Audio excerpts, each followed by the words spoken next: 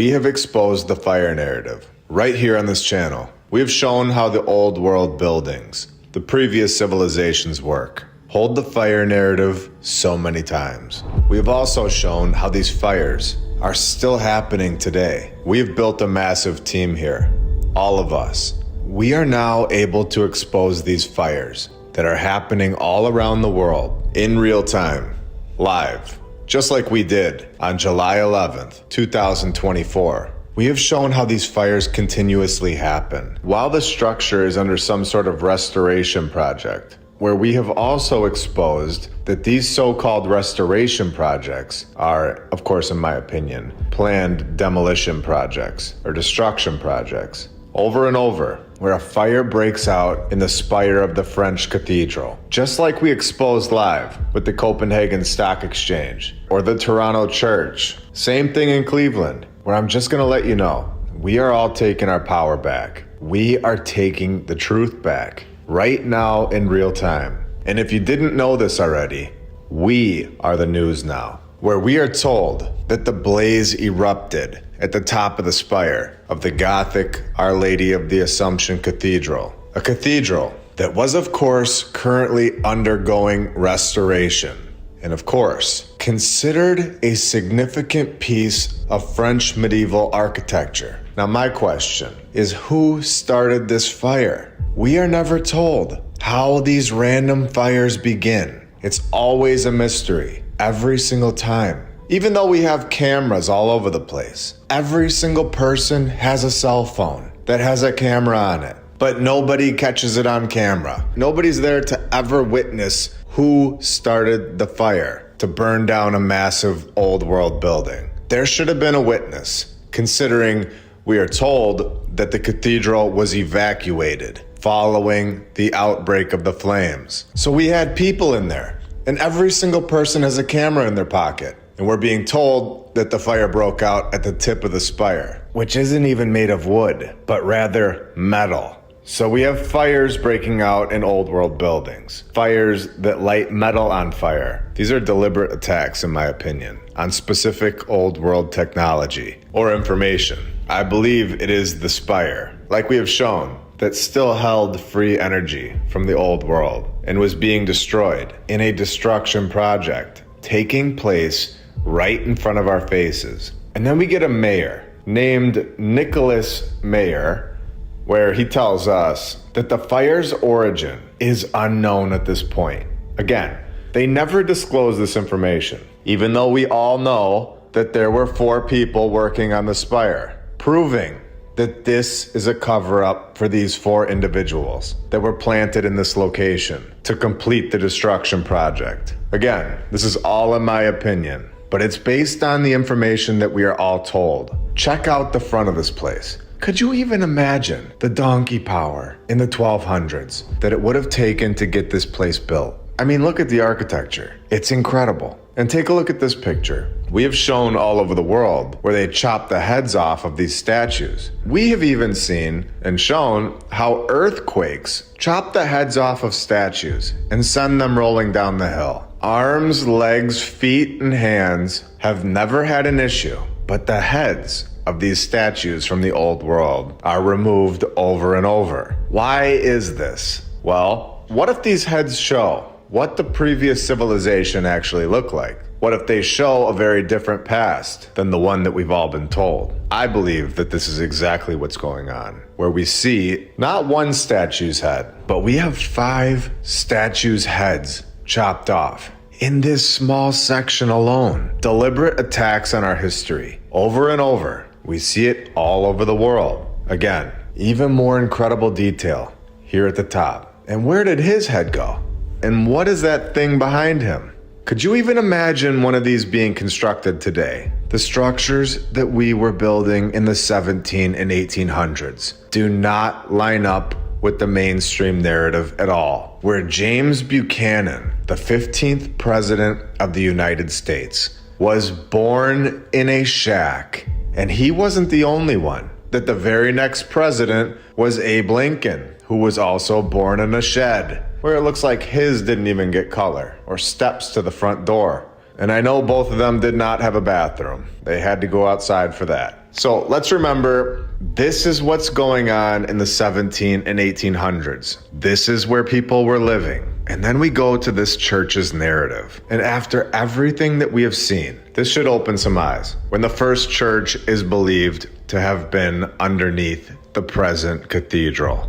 But we are, of course, not told, where we know here and have shown many times, what is underneath most of these old churches. Again, we are told multiple churches on the same site, which is another repeating narrative. Now, this narrative is taking us back to the year 395. 395 on the dot, where they built a large basilica. And it was, of course, supposedly built on the same exact site where they waited 360 years to do anything. And then in the year 755, they construct several courtyards and buildings around the church, including a palace for the archbishop, all in the year 755. They were just busy constructing palaces. This is what we are told. And then they give us this ridiculous story that Vikings raided the place and damaged the cathedral, where this was documented in the Donkeys Inc. archives, a weekly magazine written by Feather Under Moonlight, just running around chasing that local duck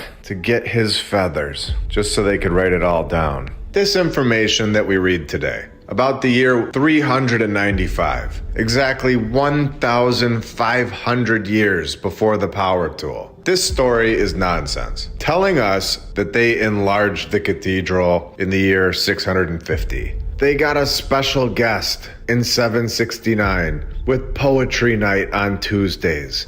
Now, a much more realistic narrative is that there was a previous civilization here, humans, that held incredible technology, everything that we have today, and so much more. A civilization that was constructing massive tunnel systems, going down 18 levels under our feet, and most likely more. A civilization that created palaces, matching their level of knowledge. The way that the mainstream narrative brushes things off without any evidence is ridiculous at this point. Acting like we should just believe that 200 years ago, people were primitive, riding around by donkey, dirt roads everywhere, presidents born in shacks with porta potties outside. And then 2,000 years ago, they just construct palaces that last forever. And we haven't even gotten to the best part. In 1822, right when we were all here to see, lightning started a fire that destroyed the spire of the central tower. The exact same spire that we just showed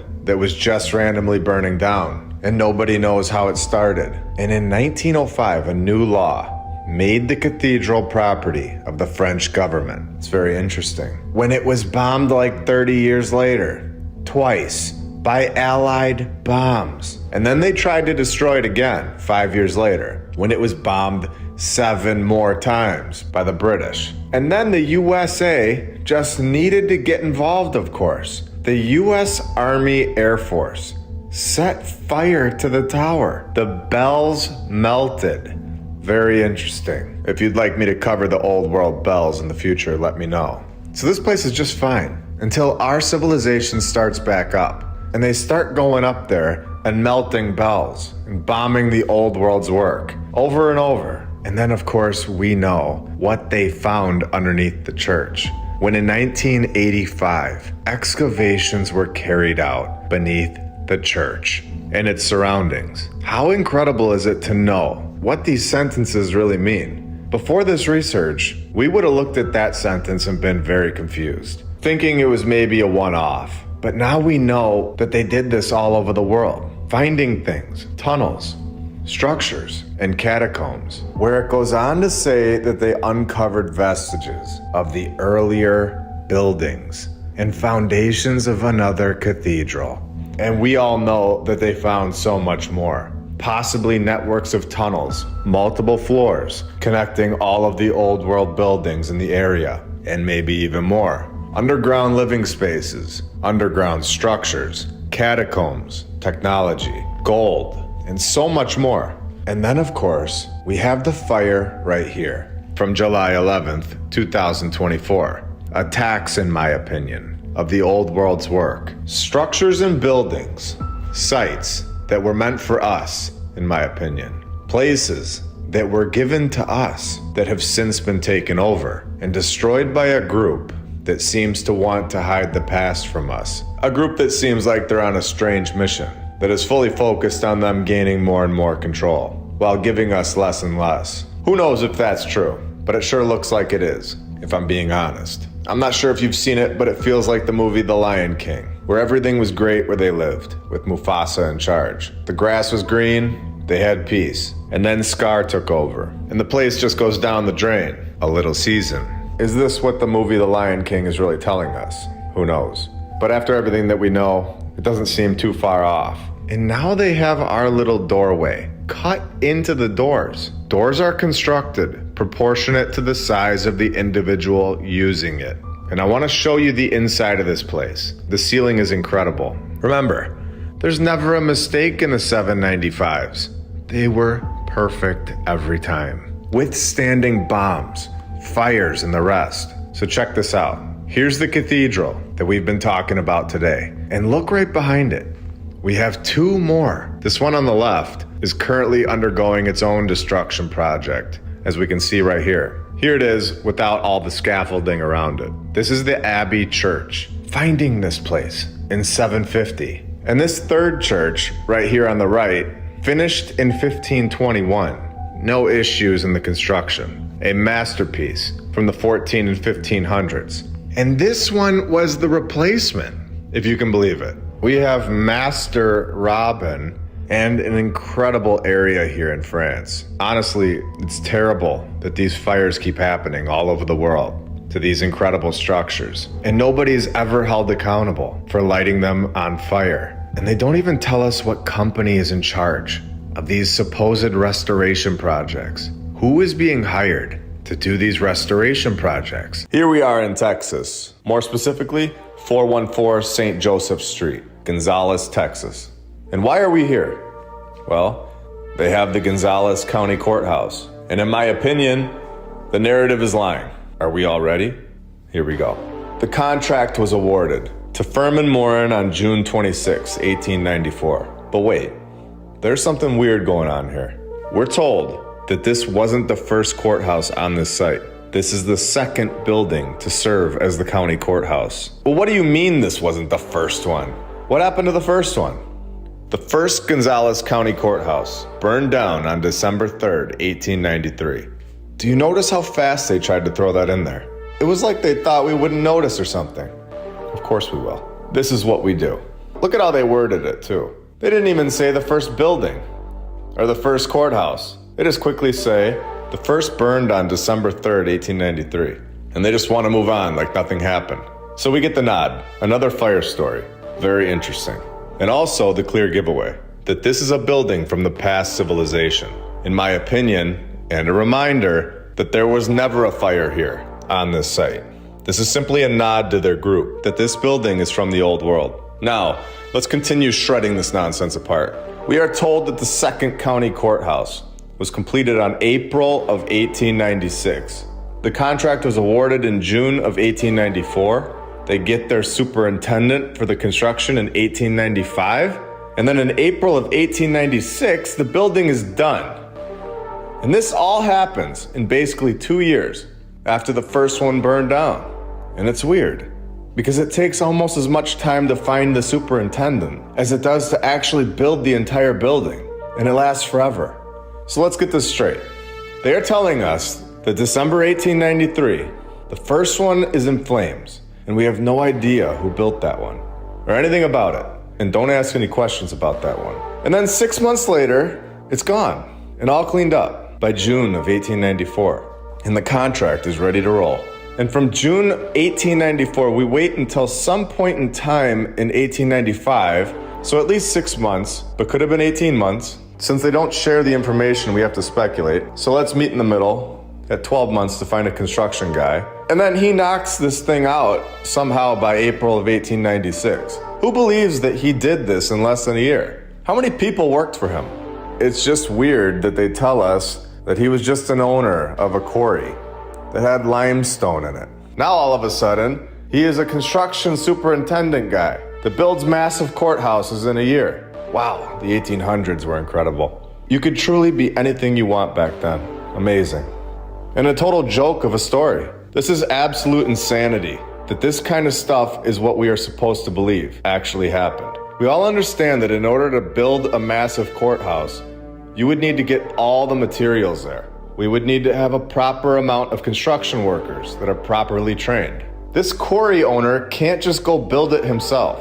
We would need the proper equipment. Incredible architecture. The planning had to be perfect. Using the specs that they give us on this courthouse, I asked ChatGPT a question, and the answer was eye-opening. I asked hypothetically, how long would it take to build a courthouse in 1895? And how many men would you need? I asked if it could give me a breakdown of how much material would be needed, and also include other details that are important in constructing a courthouse that covers 2.7 acres.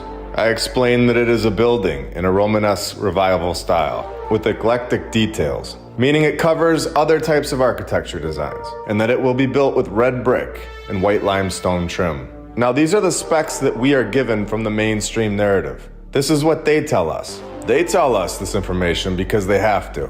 The thing is literally sitting here looking right at us.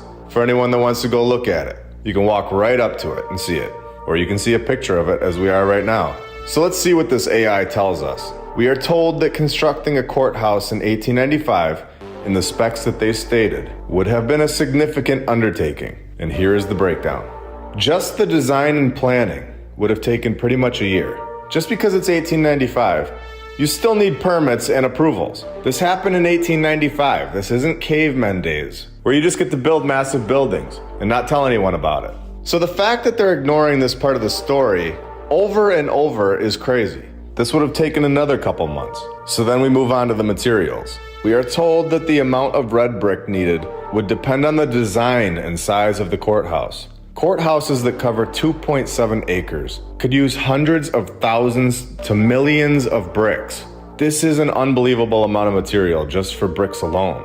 The process in getting these materials to the site is not easy. So then the white limestone trim. 100,000 cubic feet of limestone. The wood for interior elements, including flooring, stairs, and doors. A substantial amount of wood would be required. Then we will need steel and glass, and not just any glass. They have to be perfect for windows, in the Romanesque revival style. Now, of course, the best part, in my opinion, because they don't even mention any people that helped this quarry owner guy. The labor, the number of workers needed would vary. But constructing such a massive courthouse might require hundreds of laborers. Hundreds? And not a mention of one in this story? And this isn't even to build it in a year. This is just saying to build it in a respectable timeline. So to build it in a year, there had to be way more than hundreds of workers, like we're told. Amazing. Okay, you would need bricklayers, carpenters, masons. Oh, did I say that? Steelworkers, and general laborers. When we are told that slaves and prisoners built these places in a year, just remember this and ask yourself if you think this is true or not. Now we have the construction time. Given the scale and complexity, construction could take several years, perhaps 3 to 5 years. The Romanesque revival style, with its ornate details, would require careful craftsmanship, which takes time. So these workers had to have been trained and been good at it, especially finishing it in a year. This is insane. How were these workers not world-renowned? Wouldn't there be statues of them? They probably could have made the statues themselves in their backyards in a couple of days, since they were so good at it. And now, of course, we have the ridiculous part of the transportation. Transporting materials to the construction site. And before we get into this, I want to mention this, that they don't mention this in the story. And I think they don't on purpose, because it is so insane. Here we go. Transporting materials to the construction site would require horses, wagons, and likely a nearby source of limestone. Okay, so the horses and wagons moved the 100,000 cubic feet of limestone from the quarry. What a joke. Now they will need tools, of course. You can't do this without tools. So here's the tools and equipment section. Tools of the time would include hammers, chisels, saws, cranes, and various other hand tools. Just hammering and chiseling away in 1895 to 1896 with their horses and wagons. The fact that they tell us these buildings go up all over the world in a year is such a lie, in my opinion. You'd need a source of water for mixing mortar, and for the workers. If it's a large project, which this one definitely is, you might even need on-site housing for the workers, which they don't have on-site housing for the workers. Have you ever seen a narrative say this? No. They ignore the actual logistics in every narrative. You need people to build these places, and people need things, such as housing, food, water. This is common sense, yet never mentioned. Stone carvers and artisans would be required for this work. What was their names? Did the quarry owner do that himself? No. Which company had pro stone carvers and artisans? And of course, supervision. You'd need a skilled supervisor and project managers to ensure the work proceeds smoothly and to quality standards. And this is literally the only part that we are given. The only part we are given is the person that should be watching over all of the things that actually have to happen. I'm going to put this in sports terms. They're basically telling us the name of the coach for the Patriots, and then forgetting to tell us all about Tom Brady, or the coach's name of the Lakers and the Bulls, and not saying anything about Kobe, LeBron, Michael Jordan, or Dennis Rodman. All we get is Phil Jackson and Frank Vogel. This is insane. This is not working anymore. So I asked it to be more specific with the timeline. I said, so in all, how long would this all take? It responded with this. Given the complexity and scale of constructing a courthouse, covering 2.7 acres in the Romanesque Revival style, with red brick and white limestone trim, in 1895, the entire process could take 1 year to just design and plan it. Another several months to permitting and approvals, several more months to a year for the materials, and 3 to 5 years to build the building. So in total, it mathematically and logistically should take anywhere from 4.5 years to 7.5 years.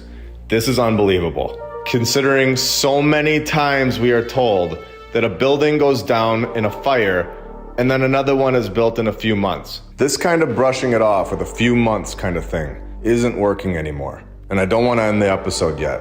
I want to go even deeper and even more specific. So I asked, how many horses would they need for this project? And here we go.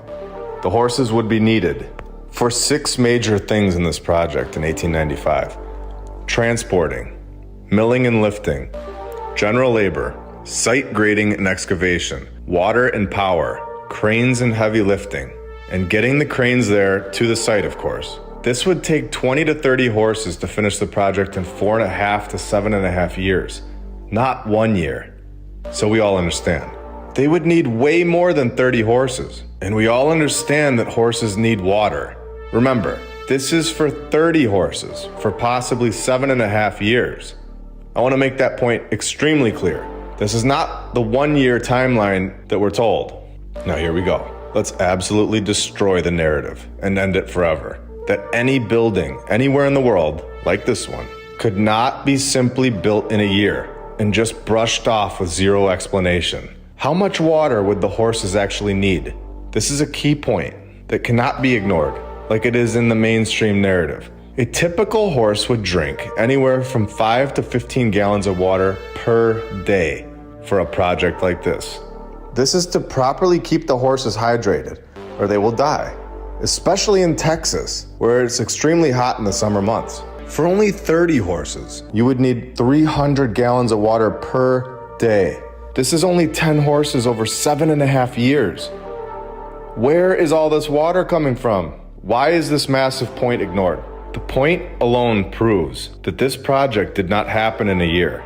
This is such a horrible slip up for the narrative. And it is the most important part of the logistic project that needs to be taken care of. Without the water supply for the main transportation for the project, none of this happens anywhere in the world in the 1800s. From this point on, a narrative that tells us that they built a building in a year in the 1800s without explaining the massive supply of water for the horses should be looked at as a lie. Incredible. This is a major failure by the narrator, a massive flaw that now opens the floodgates. This narrative is not possible. Did they think that we would never question this?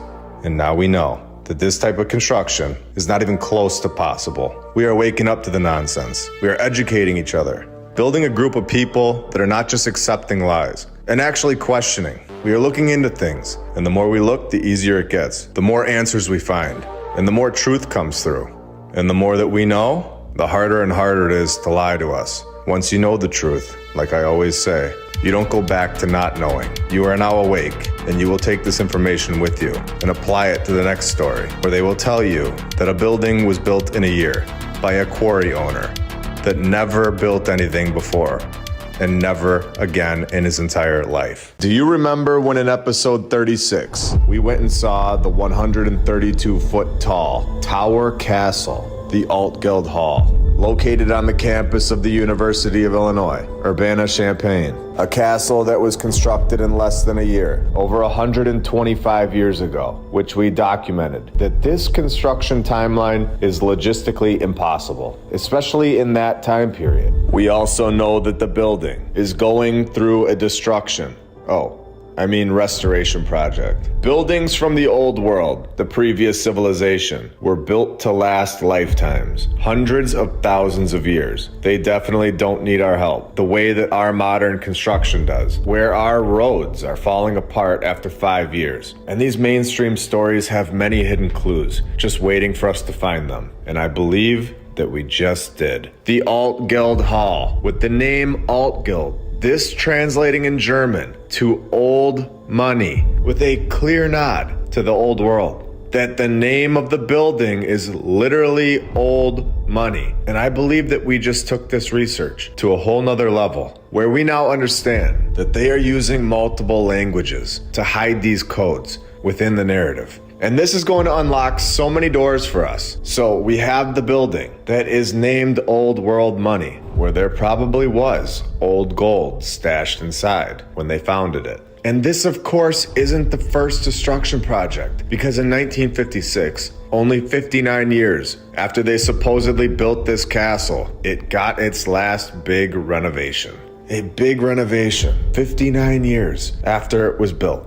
I wonder what they removed from this castle that they did not want us to see in 1956. And this is when we read the title of the article, proving that we are correct, that there are things in these buildings that are hidden to us, that they are destroying with these renovation projects, where most of the public don't fully understand what's inside or outside of these buildings. That's just not revealed to us. These structures were not built in 1 year by the horse and wagon community. These structures expose the old world, a civilization that was so advanced that it would blow our minds. And they weren't here thousands of years ago. In my opinion, they were here only a few hundred years ago. And all of their buildings, their castles, all of their work is left behind for us to see. And of course, we're not allowed to go inside the old money hall and be a part of these revealings of the intricate decor and gold leafs. A gold leaf? Old money? Old gold? A hidden project? What did they find that triggered a renovation project? Revealing gold leaves, I think we know. And we're just getting started. If I ever find any new information, like we did today with the Old Money Hall, about any other buildings that we've covered, I'm definitely going to share it with everyone here. Now, for anyone that watches darts, you're going to know this building very well. The Alexandra Palace, or the Ali Pali. It is home to the World Darts Championship since 2008. If you've seen my first 56 episodes, you'll know that we've just located yet another old world building. The Alexandra Palace was built by John Johnson, another reoccurring AI-generated name, and Alfred Meeson, where it opened in 1873, but following a fire. 16 days after it opened. 16 days after it opened? Really? This is incredible, the amount of fire narratives, because we all know at this point, and have covered the Crystal Palace, that they just threw into this story, connecting the two buildings, saying that North London's counterpart to the Crystal Palace. And we know here that the Crystal Palace also burned down in a fire. The connections that are made within these narratives are incredible. So let's just follow this path of fires for a minute and see where they lead us. And we'll come back to the Alexandra Palace right after. The Crystal Palace had a reoccurring name because the AI says the daughter's name is also Crystal. And they were walking their dog. The dog was probably also named Crystal. And they just realized randomly that the massive crystal structure was burning down. where 89 fire engines and 400 firemen couldn't save the building. How long was the building burning down before they realized it? Nobody saw any smoke?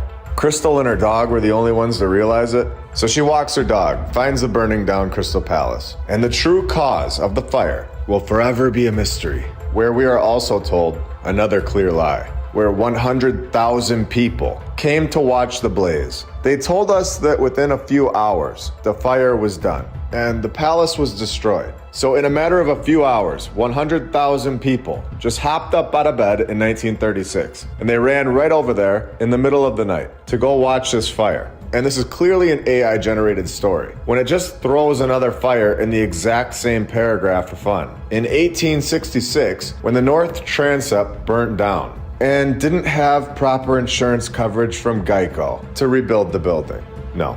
This was from the old world, and our civilization today cannot rebuild it, especially in 1866. We still do have a ton of structures from the old world, like the York Cathedral, also located in the North Transept, where they tell us that construction began over 1,397 years ago. Well, actually, they tell us they found it, but the booming 627s. Can you believe that this is what we're being told? The year 627. Are you kidding me? And we're supposed to believe this. A time before paper. There were no phones. There were no power tools for another 1,268 years. Zero training needed, nothing. We are supposed to believe that they had nothing, but they had it covered. And they were master builders at the exact same time. We are told that there's no electricity, zero modern plumbing. All of these things were unnecessary in the 627s. But being able to construct massive cathedrals, that was just embedded in their DNA. Over 1,400 years later, today, we have classes that go into great detail, supposedly, learning architecture skills from the very best teachers of our time period. I don't see anybody constructing this type of structure for everybody to see, but yet they did this so many times, all over the world. And guess what? All of their work is still here for us to see. Could you imagine the buildings, the structures that were here before we were born, that have been destroyed by now? Just look at the size of the doorways. Everything was just massive and over the top to our civilization, but completely normal to the old world. And of course, in the year 741, they know all about this building. But 1,000 years later, as we've shown, that they have no idea who constructed anything. They don't tell us any details about the construction process, how many men, where the materials come from, none of that. But here we go. 741, not 742, 741 on the dot. The church was destroyed by a fire. So we get the nod. And how did we not see the fires before? This is insane, the amount of fires. How can every single one of these old world buildings hold a fire narrative and nobody noticed it until now?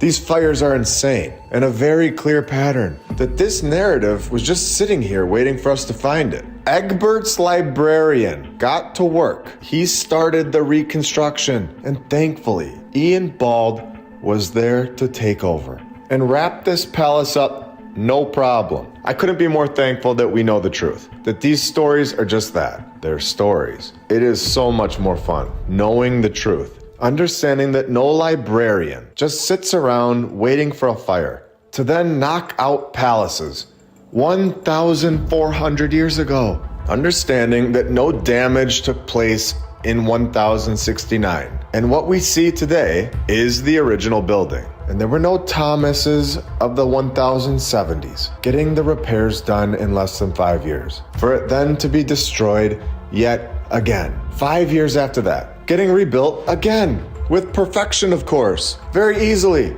that they could just switch up the entire style of the cathedral. In 5 years, switching it now to the Norman style, switching it up no problem at all 1,000 years ago. Just because the Norman style was just the style of the times 5 years later. The good old Norman style. Anyone switching their homes to the Norman style this year? Anyone know any librarians in the Norman style construction business? So after this gets done 1,000 years ago, during the day, at nighttime, they hop on their donkey and go to sleep in their sheds for another big day of construction. Freezing in the winters, of course.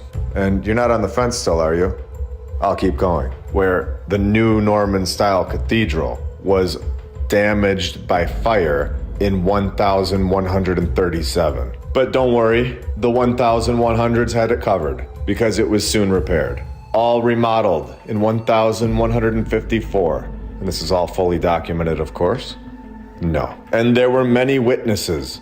No. Lots of evidence of all of these fires and reconstruction projects? There's none. But just trust them. They know what really happened, and you don't. Yeah, it's not working anymore.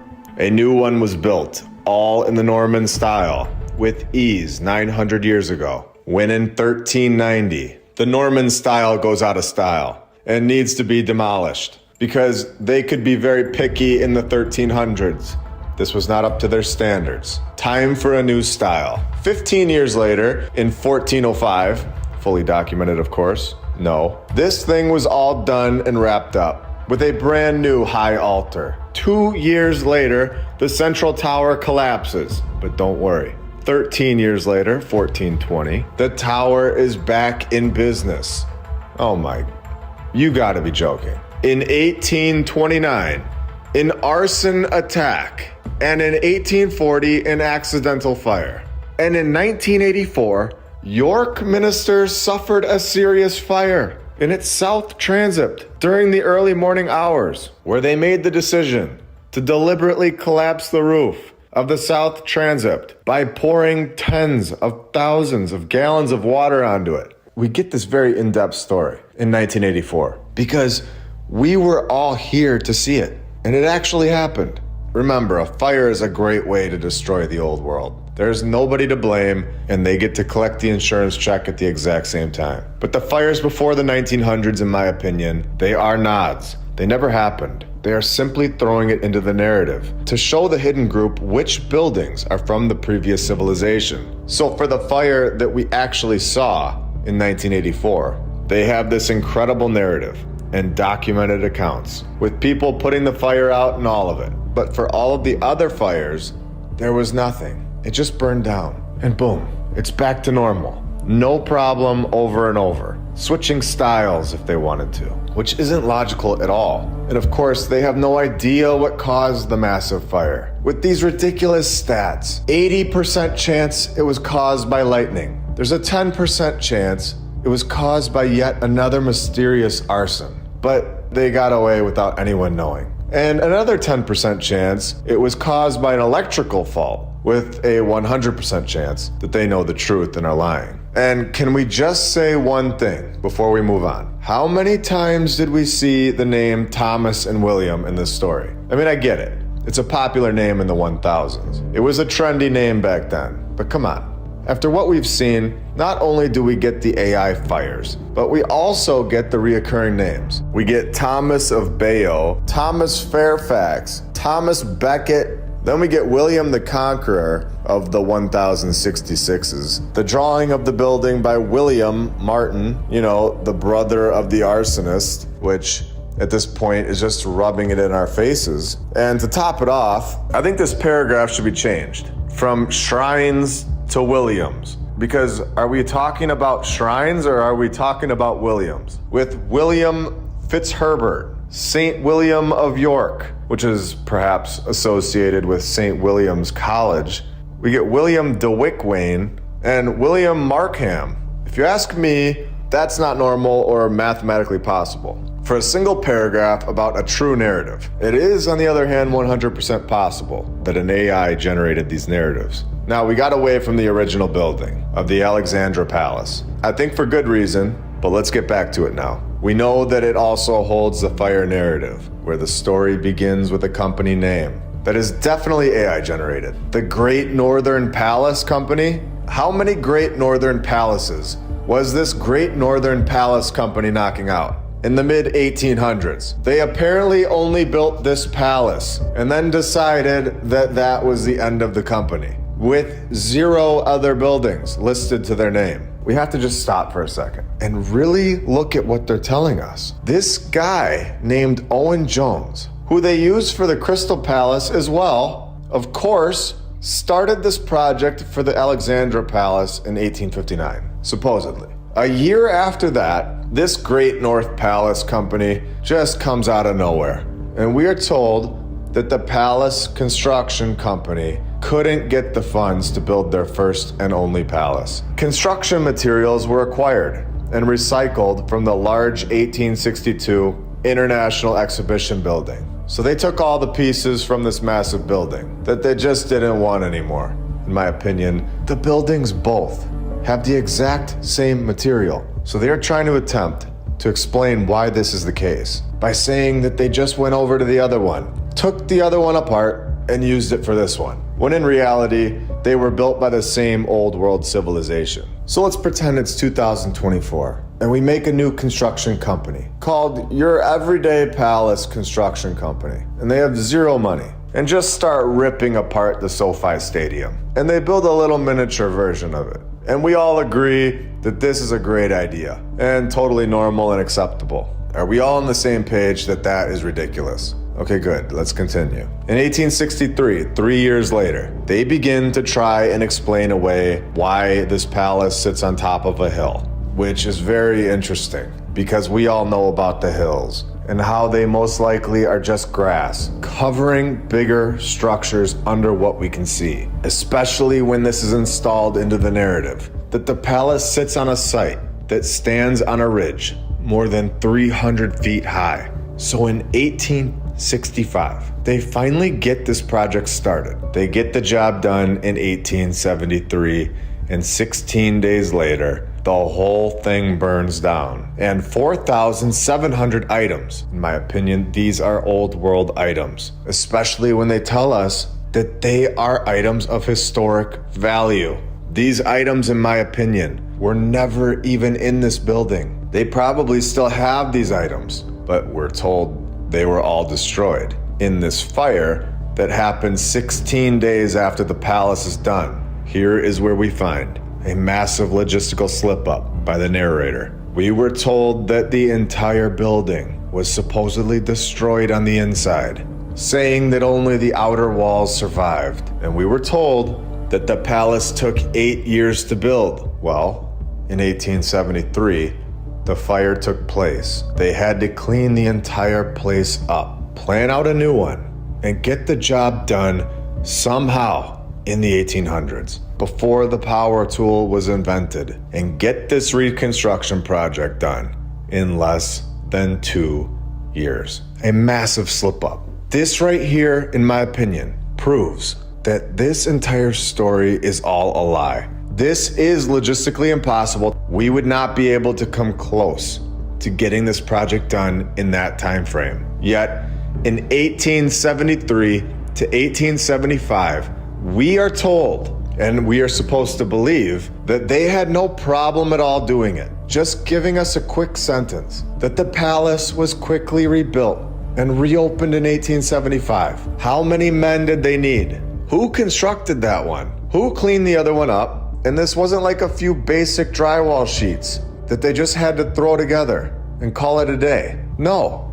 They say the brand new Alexandra Palace, the one that took less than 2 years in the 1800s, before the power tool, contained a concert hall, art galleries, a museum, a lecture hall, a library, a banqueting room, and a large theater. Why are they leaving out massive details for this project? This is incredible. This place even had a horse racing course that they destroyed in 1970, a Japanese village, and other things. We are told that for millions of years, humans invented nothing, but were very capable of building the Milan Cathedral and all the incredible structures from thousands of years ago. And these civilizations that constructed these things, we are told, had nothing. They didn't have electricity, no cars, no planes, no trains, no phones to communicate. Yet, we see star forts all over the world. They look exactly the same. With zero communication, we are told that only 500 years ago, Columbus found America. Yet, there are star forts all over the USA that look exactly like the ones in Europe.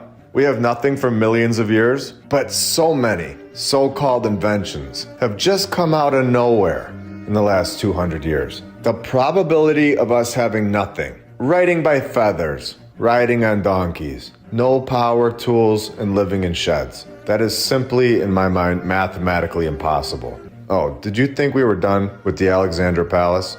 A fire happened, as we've shown, inside the Alexandra Palace, 16 days after the opening in 1873. They rebuilt the building, as we were told, in just 2 years, completed in 1875. Now, as a reminder, these old fires, most likely in my opinion, never happened, and they are simply a nod to the hidden group that this specific building is from the old world, built by a previous civilization. Now, there's a big difference between a fire from the 1800s, or as we've shown from the 1300s, which is ridiculous, but there's a big difference from a fire in the 1800s that we cannot find any evidence that it ever took place, and a fire within the last 100 years that we were all around to see and document. And this is when things get interesting. When in 1980, a Haringey council took over the trusteeship of the Alexandra Palace, insuring it for $31 million. As we have explained, a fire from the last 100 years is not only a nod, it's also a great way to destroy one of these buildings from the previous civilization without anyone to blame. Not only do they get to destroy the building, but they also collect the insurance check. It is a win-win for them. And this Haringey Council is worth an investigation, because just 6 months after they insured it for $31 million, a fire started under the organ that completely spread. It destroyed half of the building. Again, the outer walls survived because these outer walls are from the old world and not by us. House fires also don't destroy stone, brick, or marble. It simply doesn't get hot enough, and we've shown this as well. The famous organ was destroyed, even though they were already dismantling it. What are the odds of that? And took our civilization, while we were all here to see it, 8 years to reopen, when in 1873, it took them 2 years. Are you seeing the lie very clearly now? Multiple fires, tons of destruction, and an incredible amount of lies, all just sitting here, waiting for us to pick it apart and expose it to the world every single week. I hope you all have a great rest of your day. I'll be back very soon with much more. See ya.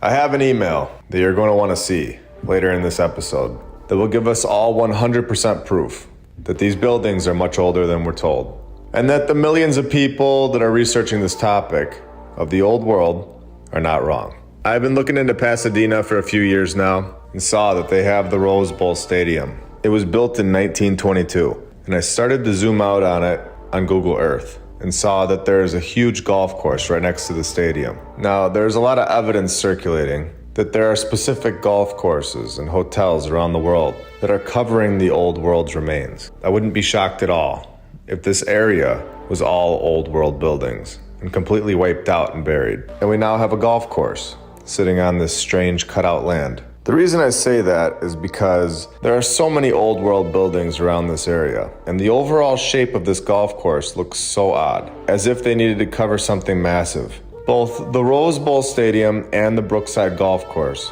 are owned by the city of Pasadena. This golf course was built in 1928, and the Rose Bowl was built in 1922. So within 6 years, this area of land was covered up. Now, let's begin to show why I'm suspicious of this area. The city of Pasadena is filled with old world buildings, but what could have been here is what I will never stop thinking about. If they allowed this city hall to survive, what could have been here in this location of this massive golf course? Now, let's check out the city hall. When I walked up to it, I couldn't believe how big it was. We have pillars hundreds of feet in the air. They tell us that this was completed in 1927 with a population of about 40,000 people. It's time to construct a massive city hall.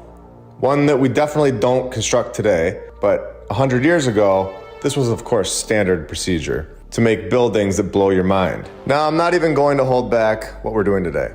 Right across the street, probably 30 feet away, we have the All Saints Church. And this thing is what gives all of this away from me, that these buildings are much older than they tell us. This church was founded in 1882 with a population of around 4,000 people in Pasadena, and half of them being children. They were able to construct this, and it just so happens that the city hall is 30 feet away, right in the backyard.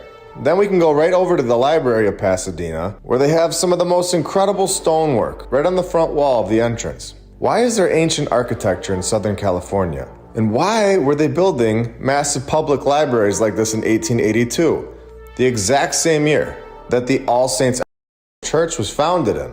I'm saying founded, but at this point in the research, it was found and repurposed. I just want to clear that up really quick. So we have, let's say, around 1,000 people living here in Pasadena that are able to actually work and construct buildings. How many of them are trained to construct like this? Probably zero. But does that matter to the mainstream narrative? Of course not. So I say around 1,000 people because we have like 4,000 people living here in 1882. Half of them are children.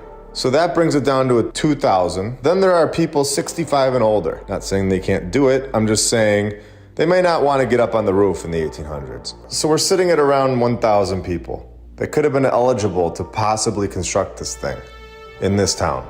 4,000 people do not need this. So that gives it away right there. But let's continue and drive it home even further.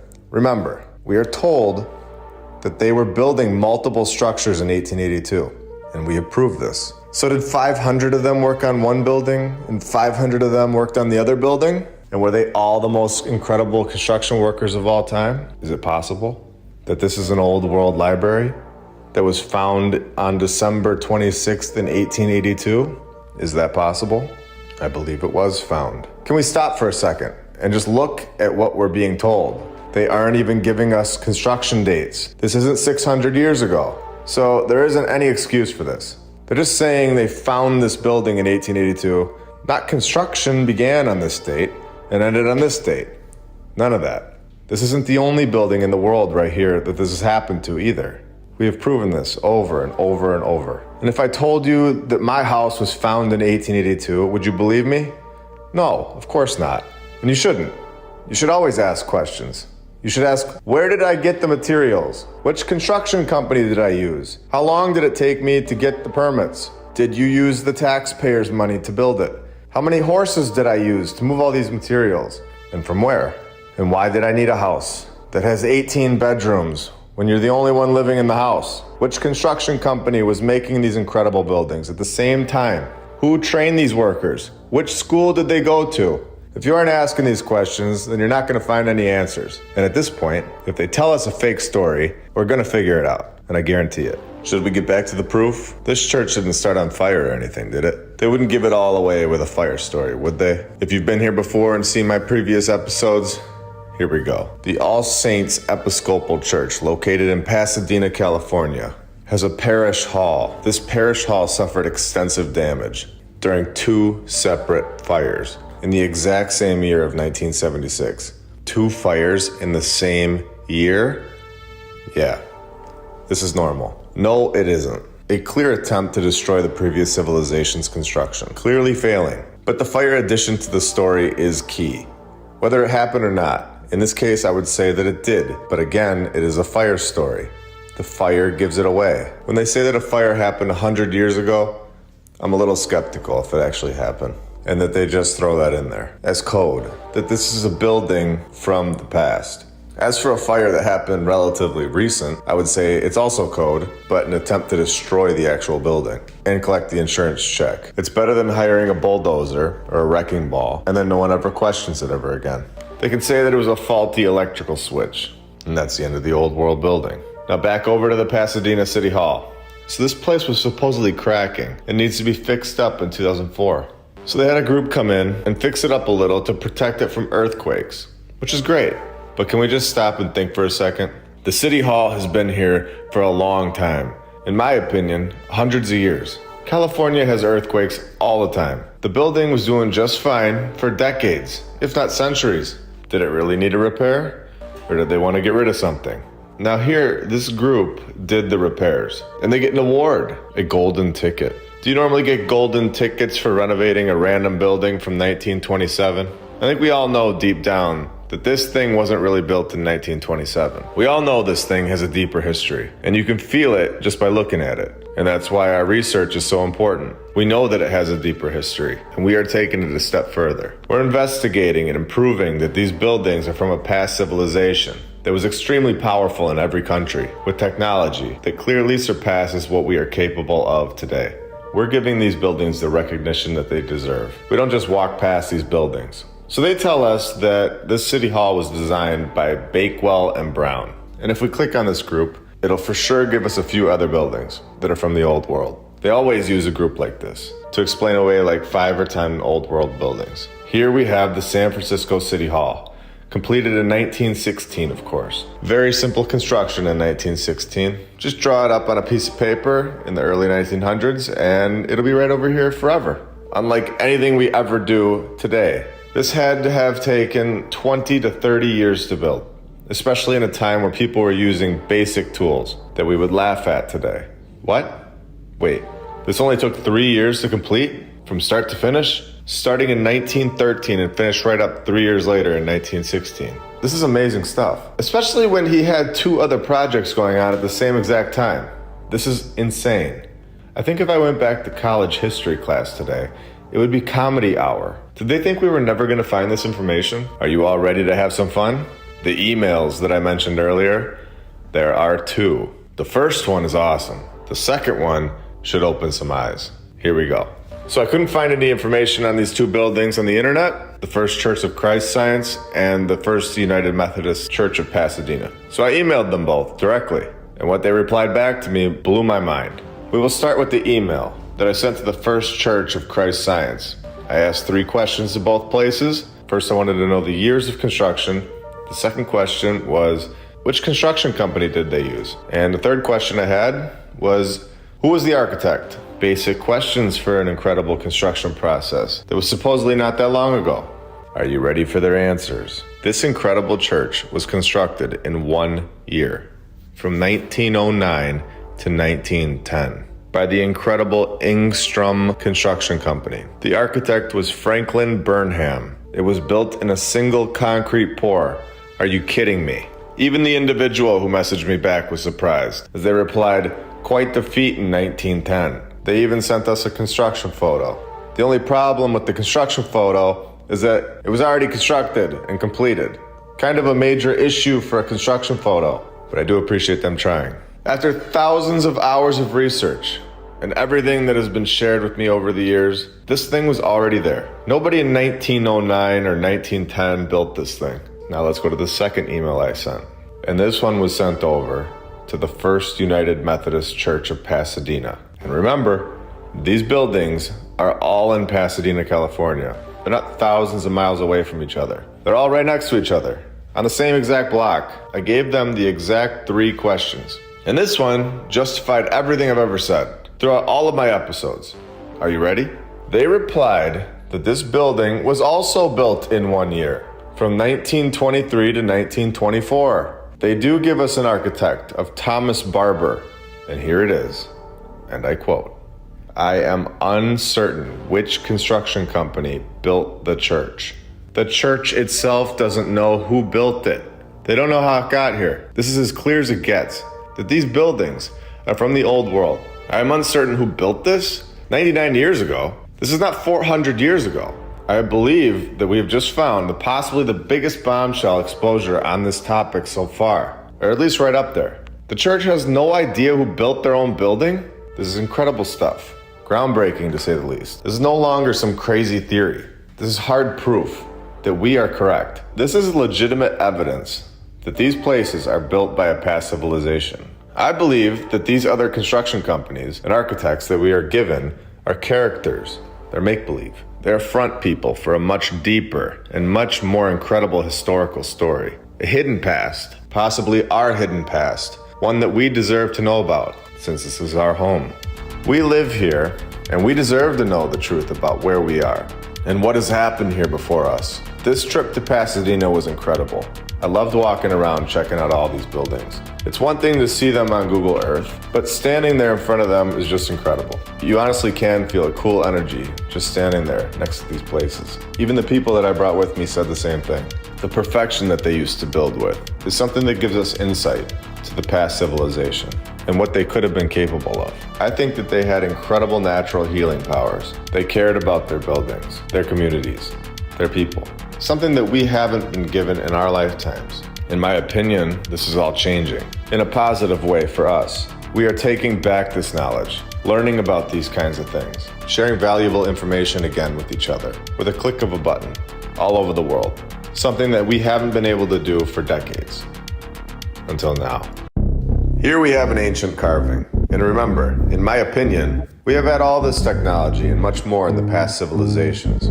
This individual is shown wearing what is clearly a watch. And what I find very interesting is that I've seen this type of symbol many times before, on nearly every cathedral all over the world. I know I've seen many people say that these are some sort of incredible energy or frequency vibration sharing technology, which is very possible. And there's a lot of proof showing that this is most likely the case. They are strange for sure. They are not just windows.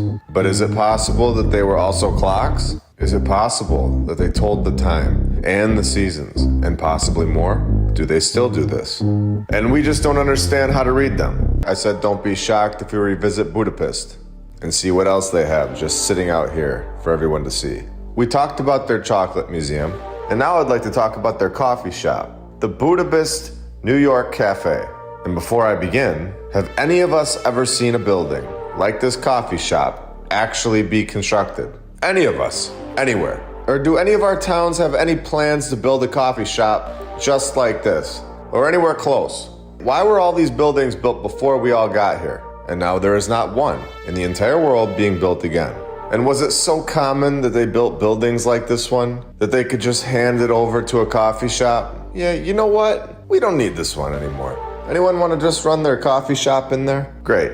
Here you go. So, of course, they tell us that a life insurance company was responsible for constructing this place in 1894. And here we have some normal, very simple construction, especially in the 1800s. Any one of those 1800 people would normally knock this type of construction out in just a few weeks. Even during the Great Depression, they used local prisoners. Or just tell the architect to just go build it himself, like they normally do. It's just ridiculous. The detail on this place is incredible. Now we have a depiction of this place from 125 years ago. Just look at this. Horses and wagons. People just roaming these dirt streets. These buildings were already here. These people in these pictures are the first people. They have no idea what's going on here. They were just put here. They did not construct these buildings. How can they be so technologically advanced, but they have dirt roads? Would the roads not be the first step in the construction process? These people have no idea what's going on here at all. They were tossed into this town and said, get to work in my coffee shop. This is from the past civilization. Now, let's dive into this insane narrative. Not only are they saying that they built this place in the 1800s, they're also telling us that they built this place in just 4 years. This kind of nonsense does not work anymore. This is absolutely insane. We are fully understanding that it would take longer than 4 years to construct this today. How is it possible that in the 1800s they can just put these together all over the block in 4 years? Not just this building, but all of them. Take a look at these people again and prove to me that they were capable of constructing this. They are the ones telling us that it took 4 years in the 1800s, with not a single photo of the construction process. We no longer need to just accept that, and I'm not sure why anyone ever did. But here we are asking questions finally, and waking up to the nonsense. 4 years to build a coffee shop that looks more impressive than anything we've ever seen constructed in our lifetimes. Where did this technology go? Who really built this place? And for why? It surely wasn't a coffee shop. In my opinion, there was a previous civilization, a much more advanced civilization, that either left here for more land that we are unaware of, or they were wiped off the face of the earth completely. And world's fairs were used to repopulate the cities. And here, we are given ridiculous narratives to explain why coffee shops look like palaces in the 1800s. Just throwing pillars up there on the 3rd story with ease in the 1800s, with no roads. We have horses and wagons in these pictures. Are these random people and this random horse and wagon photoshopped into this picture to make it look like there were people. It looks empty other than those fake people and fake horse. I could look at this building all day. 4 years to construct something that lasts forever. Now remember, we have talked about this town before. It's one thing to say that this is the only thing here in Budapest. The problem is that the entire city is covered in these unbelievable buildings, and they have no idea what to do with them, like we talked about in episode 30. The Parliament building has almost 700 rooms, and they use like 5 of them. They have a chocolate museum right across the street that's so incredible it looks like it's CGI. Their library as well. Now we add a coffee shop to the equation. Oh, and did we all catch it earlier, or did we miss it?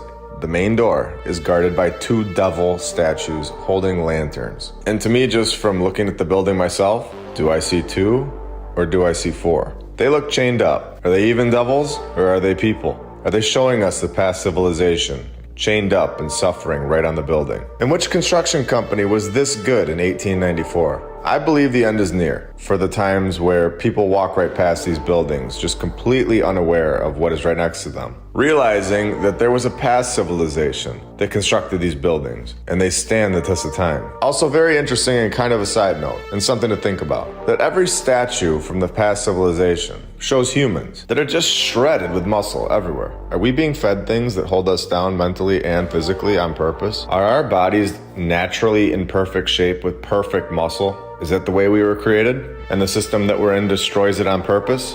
I 100% believe so. I've never seen a statue on one of these places that isn't in perfect shape. Do you think that every artist in the world just wanted to sculpt a perfect looking person? Maybe. But if not, everyone looked like that. Why wouldn't a few statues be in average shape? Every single one of them all over the world has a shredded 8-pack with massive biceps, like they'd be training to play in the NFL for 10 years, or a bodybuilder. Instead, they look depressed on this building and chained up, all 4 of them. So we have this coffee shop that will be there forever that was supposedly built in 4 years. Oh wait, we aren't done with it? What is this? There's more? Oh, there's more. We have the controllers sitting above the people, of course. The big picture here right on the front of the coffee shop. Controllers sitting above the people, all happy, looking much smaller and not as in shape as us, and keeping us down. Chained up and miserable, controlling us with fake stories, and once we all realize the fake stories, their chains will come off, and the depression, the miserable lifestyle goes away immediately. And this is very important to understand. It's not just about buildings. It's about learning the truth and understanding that we are incredibly special. We are incredibly intelligent once we lift the veil. But as long as we allow these 2 individuals to fool us, we will be chained and depressed. This city is just incredible. The whole thing is much older than we're told. And does it surprise you that we have this right down the road? St. Stephen's Basilica. They say this thing was built in 1890, which is a complete joke. We did not build this in 1890. But let's continue. And do we have proof of this? Here we go. It's not a fire, thankfully, this time, but a supposed demolition in 1868. It collapsed, so they say, and had to draw up a new one, of course, because that was easy in 1868. Finished the demolition work in 1875 and finished the rest of it in 1890. Oh, what do you know? This fake architect is dead a year later. Who believes this nonsense? Oh, you gotta be kidding me. There's not another fire, is there? What did we just find? In 1947, the wooden structure catches on fire during the repair work on the roof. The fire story is the nod to the hidden group that this is a building from the old world. It's the key to it all. It's in nearly every old world building. There is always a fire story. Another fire story. Can you believe it? It is so repetitive and right in our faces. I'm just going to be honest with you. When I find that there's another fire while researching these buildings, it blows my mind more and more every time, because it is the key to understanding the narrative and understanding that these buildings are from the old world. It is 100% a symbol. In my opinion, there was never a fire here in this building. If there was, that also wouldn't shock me. But from what I've seen, many times there is no record of a fire ever being there. They simply throw it in the narrative to tell their group which building is which. As for the fires in today's time, they are an easy way to destroy a building and the old world without placing blame on anybody. They then collect the insurance money instead of hiring a demolition company. Just randomly catching fire in 1947 during some repair work. Incredible. I'll be revisiting Budapest again in the future. We still have a lot more to talk about here, including the Museum of Illusions, Heroes Square, Museum of Fine Arts, and this place. In Sweden, there's a building that is named the Oscarian Opera in Operan. And just as a reminder, and to shine some perspective on this, remember that we have the Kleksinski Federal Building in Chicago, and they got to use power tools. They had proper construction training, and we were all here to see it. And that took us 14 years to build. So now let's go back to this opera house in Sweden. Apparently, there was an opera house before this one, which is absolutely insane. And this is the original opera house. But I'm just gonna go with it so we can destroy this narrative. This is where we're told, for the first opera house, that Sweden finally had their own opera singer because they found a music academy. So Sweden figured out what music was, and now they need a place to show it off. And here is where things get very interesting. At some point in 1775, construction began. While living in huts and without a power tool in sight, the Royal Swedish Opera was completed less than 7 years later. They supposedly knocked this thing out twice as fast as our civilization took to build this pathetic box. And their way of transportation was a donkey.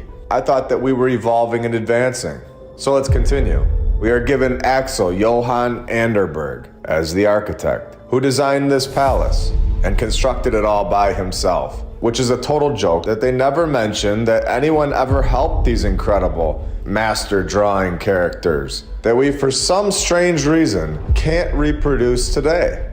So to show you all what's going on here, I'm gonna make this very simple. Since they make us bounce around from page to page to get this information, we are being told that Axel, the architect of the current opera house, that somehow replaced the original 1782 opera house, where we, of course, don't have any pictures of, and in my opinion, is the same building, was selected because he was the only person in the world that could get this job done.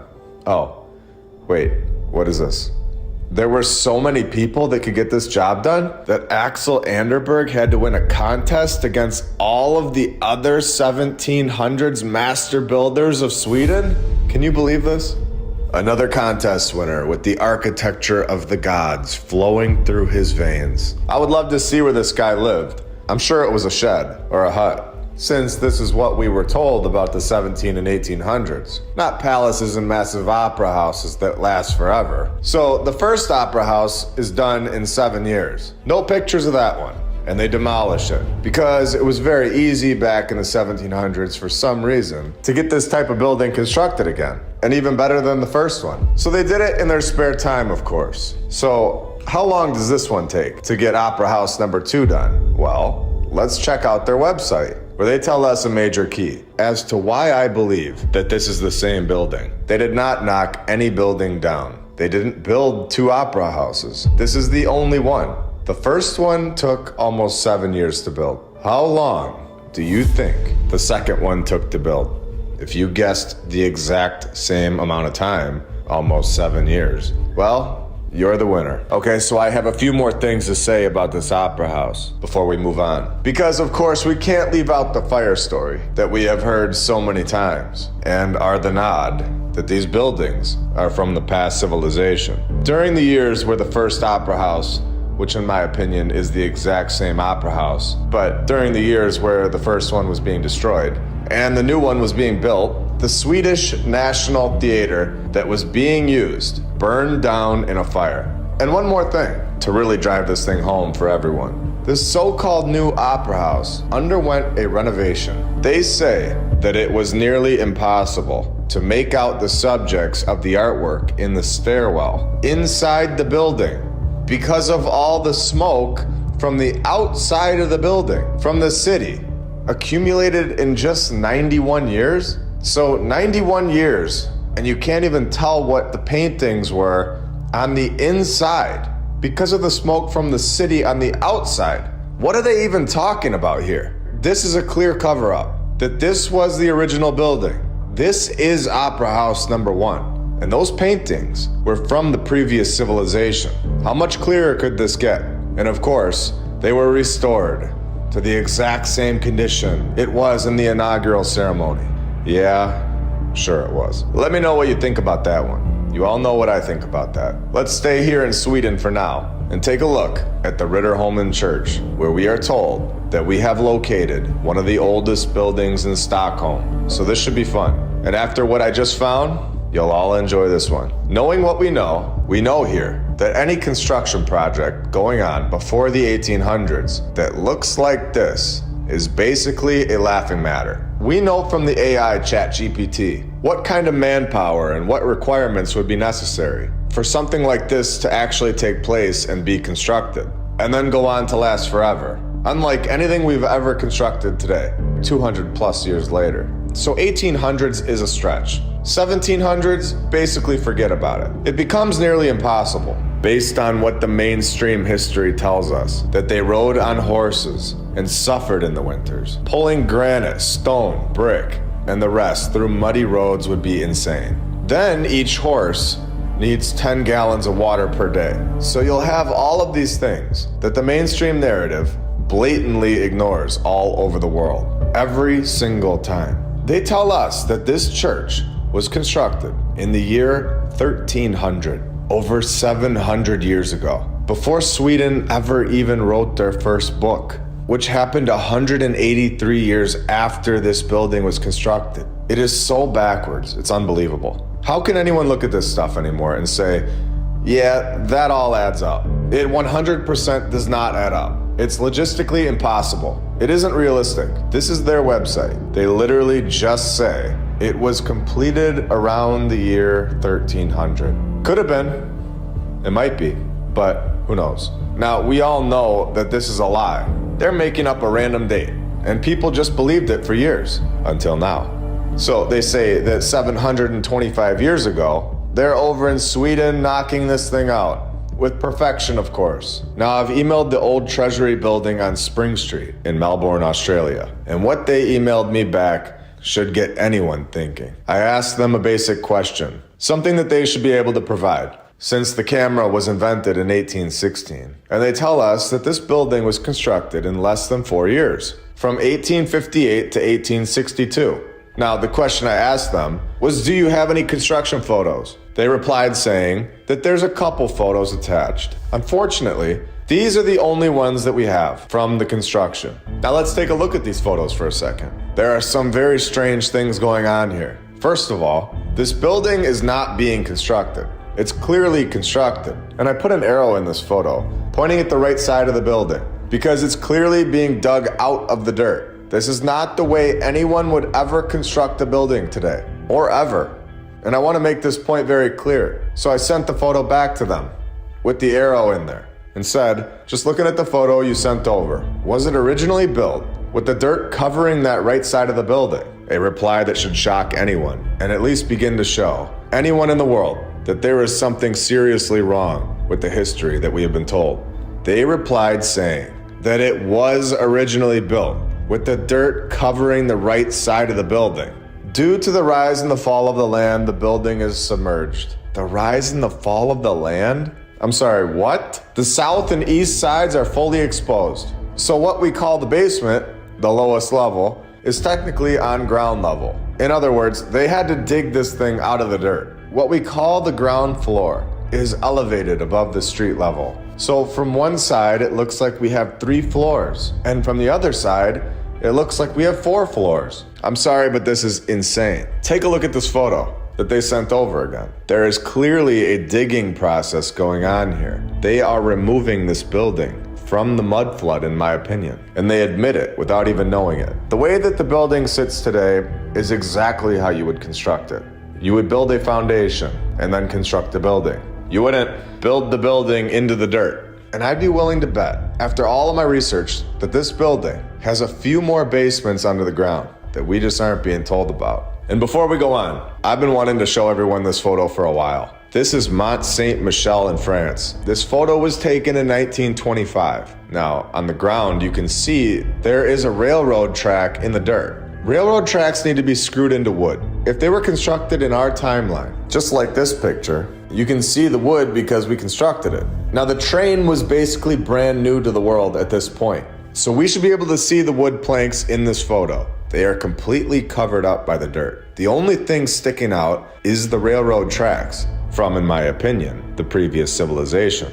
And we are reusing their technology. This entire area was dug out of the dirt. You can see where the previous ground level was, here off to the right-hand side. This is an incredible structure, very clearly a place that was built by the previous civilization, considering Paris City Vision lets us know that this was built before cowboys and Indians. In fact, they tell us that it was built over 1,100 years before cowboys and Indians. In the year 708, very casually knocking this one out in the year 708. Any year would have worked, honestly. 706, 707 would have also been a winning number. Anything goes if you're the mainstream narrative, until now. Because we all know that this is just ridiculous and a complete lie. The logistics in building this before anyone even knew how to make paper is complete nonsense. 708. Wow. Oh, and did I forget to mention that this thing is in the middle of the water? Did I leave that part out? Well, yeah, it's in the middle of the water. And we are supposed to just believe that they had a great shipping company, an architect, a financial guy that would make sure that they had this all covered in the year 708. Oh, and it of course lasts forever. With zero issues and not one flaw in the construction. It's perfect, unlike anything that we have ever constructed today. How does the mainstream history make any sense at all at this point? You cannot go from this in 708 to evolving and advancing into sheds. And now we build Motel 6s. It's crazy. How can anyone ever go into a history class again without laughing? The year 708 was just a year of brilliance, I guess. Yeah, right. These buildings are from the previous civilization, and more people are realizing this every single day. And once you know, you know. You don't go back to thinking that the year 708 built massive structures on a cliff in the middle of the water with a train that just pulls right up to the front door. And I was on Google Maps just looking around and saw this city in Italy. And I went down to the street view and I saw that they have this fountain. The whole city clearly was found, repurposed, and is being used today. And as we spin this camera view around, we are going to see a griffin right above their front door. So we see the Tartaria logo all over the world. And then I was going to show you these door frames. Look at the size of the people compared to the size of the door frame. The wood door is obviously our work. The stone frame is from the past civilization. The size of the people were at least double. Why build a door frame this big? Well, you would because the people were bigger. Today, we construct standard door frames at 96 inches for newer homes, which is 8 feet. We can all agree this man is probably 5'10", so let's say 6 feet to round it up. The existing door is double his size, let alone the entire stone frame. It's massive. It's at least 15 feet high. So I spin the camera around, and of course, they're doing construction, because what would these buildings do without our help?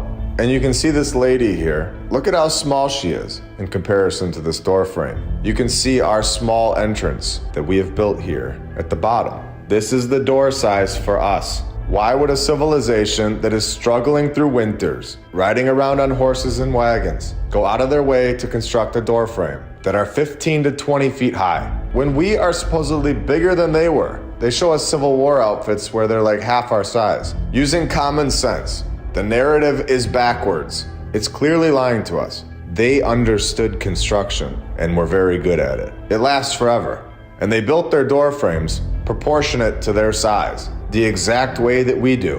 What an interesting city. Especially when we stay here in this city and look at the Rocca Pallina, a fortress that was built in less than 3 years, like 500 years ago. How can the narrative get away with this? They can't have this technology and then go live in sheds and have cowboys and Indians too. It can't have both. Either humans knew how to build or they didn't.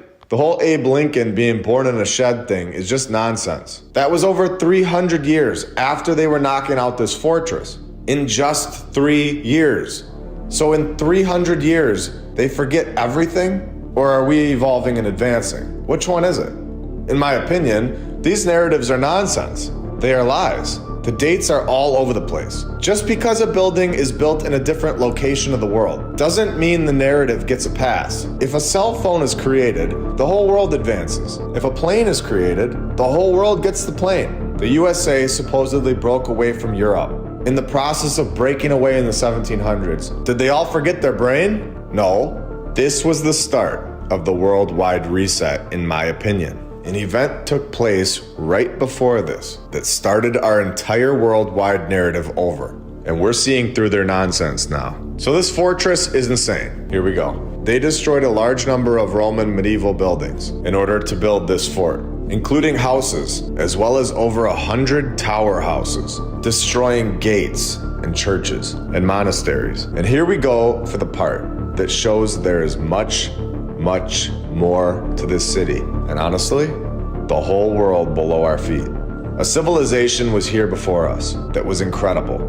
It turned the former city streets of the historic city center into underground passageways, which are now open to the public. Unbelievable. So in the mid-1800s, the fortress was partially destroyed and rebuilt. But in 1860, of course, only 12 years after they supposedly built it again, it was demolished and the Kingdom of Italy took over. I'm surprised that they didn't say that it burned down in a random fire, since they love to say that stone burns down in fires, which it doesn't. So in 1932, they go down into these tunnels and destroy whatever was there that they don't want us to see, as it would ruin their narrative in a second. And they call it a restoration, when we know that restoration really means destruction. And another destruction project in 1965.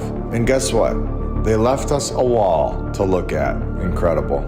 So I hope this clears up more for everyone, that the history that we've been told and forced to repeat over and over, generation after generation, is a lie. And they just throw dates around, and everyone just believed it for years. It doesn't matter what date they say. Nobody was there to verify it. And stone doesn't change the way that wood does over time. So if a building, or in this case an arch, is built 100 years ago or 5,000 years ago, if it was built in New York or in Italy, nobody would know the difference. So in this story, they're gonna tell us that this arch right here was built by people that were about 1,100 years away from creating paper. 2,300 years ago. We are told that this arch was made in the second half, not the first half, the second half, because they're gonna get specific now. So the second half of the 3rd century BC, which is 300 years before we started counting years the way that we do. So then they restore it in 40 BC, not 41 or 42 or 39, but exactly 40. And we fully trust that. Oh, we don't? No, we don't.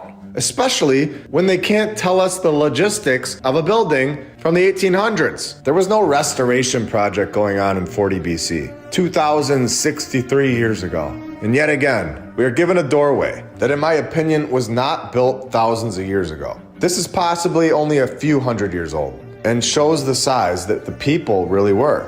The arch is part of a massive set of walls, which are 30 feet tall and 9,500 feet long, covering approximately a quarter of a square mile, over 3 hills, built in the year -300. Yeah, right. In episode 47, we talked about the Stone Sea in St. Louis, and we discussed that they are technology. And I want to go a little deeper here and make a connection and say that in my opinion, these are from the past civilization. They are being hidden by this cafeteria that the museum doesn't even need, since like 10 people are walking around it all day. But they clearly know the technology that these stone structures hold. I believe they recreated this technology, and I believe that the St. Louis Arch is a much bigger, possibly much more powerful recreation of this technology, being hidden behind the blinds in the basement. Where else in the world do you see these arches? And what are the odds that these are right next to each other? We have proven that they are attempting, and seems like it's successful, that they are able to extract an energy from the earth in this location. What is under the ground in this location? And what is the true meaning of the St. Louis Arch? The patterns and repetition. We are getting closer and closer to the truth. We know that one of the nods is the fire story. We have found that pattern here on this channel. And we have also found that they create characters, fake names. and that it is most likely through AI, because the repetition is overwhelmingly obvious. And we all remember from episode 47, when Henry Hobson Richardson was off building F.L. Ames gates, memorial halls, libraries, and cottages. F.L. Ames. F.L. Ames. Well, we all know what F.L.A.M.E.S.